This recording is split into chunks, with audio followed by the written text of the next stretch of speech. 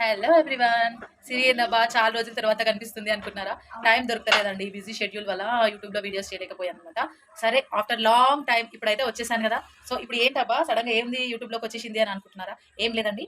ఈరోజు పన్నీర్ బిర్యానీ ఎలా చేసుకోవాలో ఇంట్లో చాలా సింపుల్‌గా చూపియాలనుకుంటున్నాను. ఇంకా ఆలస్యం ఎందుకు? పన్నీర్ బిర్యానీ లవర్స్ ఎవరైనా ఉంటే వచ్చేసేయండి చూద్దాం. పన్నీర్ బిర్యానీకి కావాల్సిన ఇంగ్రీడియెంట్స్ అనమాట. సాజీరా, బిర్యానీ ఆకు, దాల్చిన చెక్క, ఇలాచీలు అండ్ ఇంకా పన్నీర్‌ని ఇట్లా చిన్న చిన్నగా మనకు నచ్చిన సైజులో కట్ చేసుకొని చిన్న చిన్నగా ఇట్లా ఆయిల్‌లో లైట్ బ్రౌన్ కలర్ వచ్చేంత వరకు రోస్ట్ చేసుకోవాలి. ఆ తర్వాత బ్రౌన్ ఆనియన్స్ తర్వాత కారం, పసుపు, ఉప్పు అండ్ టమాటో ప్యూరీ. ఆ తర్వాత దీంట్లో సాజీరా, దాల్చిన చెక్క, ఇలాచీలు ఈ 3 పౌడర్ పట్టుకుంటే ఇదే మెయిన్ ఇంగ్రీడియెంట్ అనమాట బిర్యానీకి కావాల్సింది. ఆ తర్వాత టేస్టింగ్ సాల్ట్, ఆ తర్వాత పెరుగు. సో, ఇవి మెయిన్ అనమాట. అల్లం ఎల్లిగడ్డ పేస్ట్ ఇవన్నీ మెయిన్ ఇంగ్రీడియెంట్స్. ఇప్పుడు ఎలా తయారు చేసుకోవాలో నేను మీకు చూపించేస్తాను. వచ్చేసేయండి.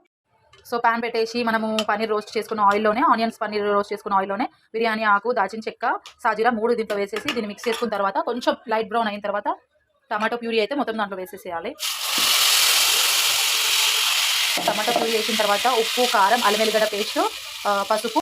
సో, చూసారా బ్రౌన్ ఆనియన్స్, పన్నీర్ దీంట్లో మిక్స్ చేసిన తర్వాత ఎలా వచ్చేసిందో ఆయిల్ అంతా ఇట్లా.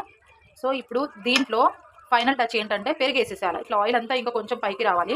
వచ్చిన తర్వాత పెరుగు అంటే మన క్వాంటిటీ తగ్గట్టు పెరుగు. 2 గ్లాస్ బాస్మతి రైస్‌కి నేను ఇంత ప్రిపేర్ చేసుకున్నాను మసాలా.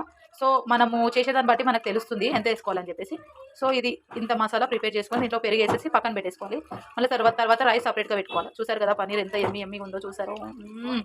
నెక్స్ట్ బాస్మతి రైస్ నేను 2 గ్లాసెస్ తీసుకున్నా. దాంట్లో కొంచెం ఆయిల్ ఏసి సాజీరా, బిర్యానీ ఆకు, దాల్చిన చెక్క ఇవన్నీ ఉప్పు అన్నీ ఏసేసుకొని సెపరేట్‌గా ఇట్లా హాఫ్ బాయిల్ చేసుకోవాలన్నమాట. హాఫ్ బాయిల్ చేసుకున్న తర్వాత మిక్స్ చేయడమే మసాలాలో దీంట్లో.